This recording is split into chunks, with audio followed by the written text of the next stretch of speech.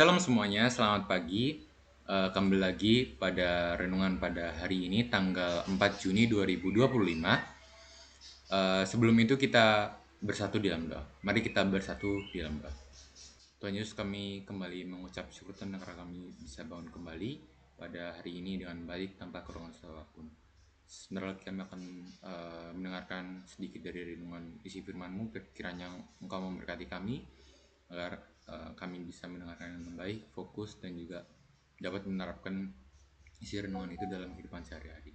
Berkati juga kami hari ini yang ulangan, baik itu kelas 11 maupun kelas 10, kiranya Engkau memberikan hikmat dan juga fokusan dalam mengerjakan soal, agar kami bisa mengerjakan dengan baik dan juga benar. Di dalam nama Tuhan Yesus, kami telah berdoa dan mengucap syukur. Haleluya. Amin. Baik, renungan pada hari ini, tanggal 4 Juni 2025, terambil dari Roma 12 ayatnya yang kedua, dengan tema berani berbeda untuk hidup yang benar.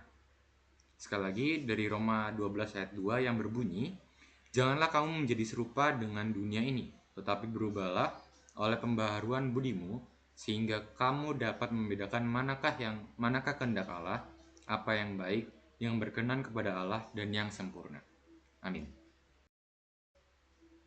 Nah, kita sebagai pelajar SMA saat ini, pasti kita hidup di lingkungan yang penuh dengan tekanan dan juga penuh dengan godaan, apalagi lingkungan sekeliling kita.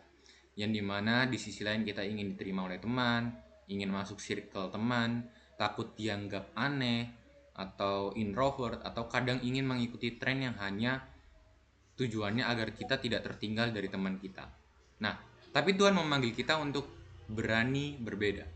Bukan karena kita sombong, bukan karena kita nggak mau bergaul, tapi kita ingin hidup sesuai dengan kehendaknya, sesuai dengan perintah yang sudah Tuhan berikan kepada kita. Nah, hidup benar itu nggak selalu mudah. Pasti ada tantangan, pasti ada hambatan, pasti ada godaan-godaan yang hadir di sekeliling kita. Ketika teman menyontek waktu ujian, apalagi sekarang di masa ujian, kita merasa mungkin aneh kalau kita nggak melakukan itu, atau hal yang aneh kalau kita tidak mencontek. Nah, itu adalah salah satu perilaku yang menyimpang, yang sebenarnya salah, tapi kita ingin ikut-ikutan untuk tidak tertinggal.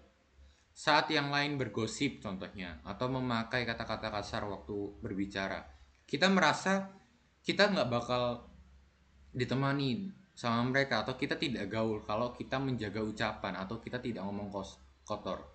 Tapi justru dalam hal-hal kecil seperti itulah kita sedang menunjukkan siapa kita dalam diri Kristus. Apakah kita jadi terang dan garam dunia di sekeliling kita atau enggak? Atau kita malah ikut-ikutan ke lingkungan yang enggak benar.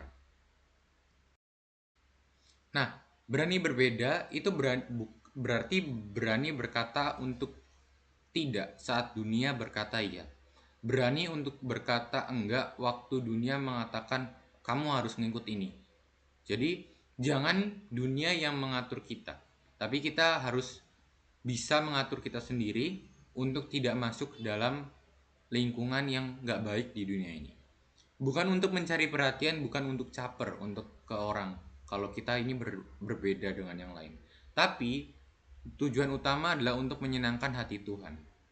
Kita harus ingat bahwa Tuhan Yesus sendiri pada saat datang ke dunia untuk menebus dosa kita, hidup dengan cara yang berbeda, bukan hidup seperti orang-orang Farisi, imam-imam besar atau lain sebagainya.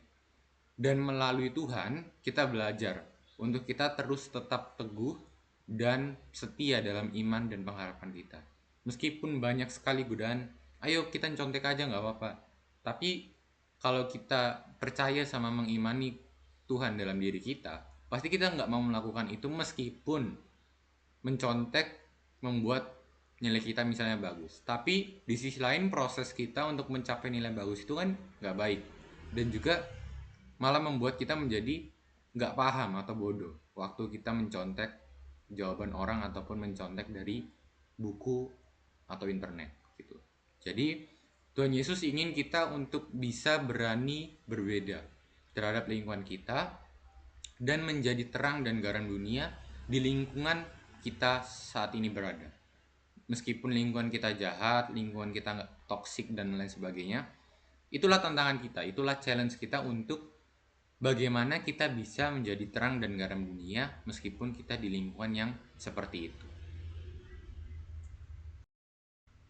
Itulah tadi isi renungan pada hari ini.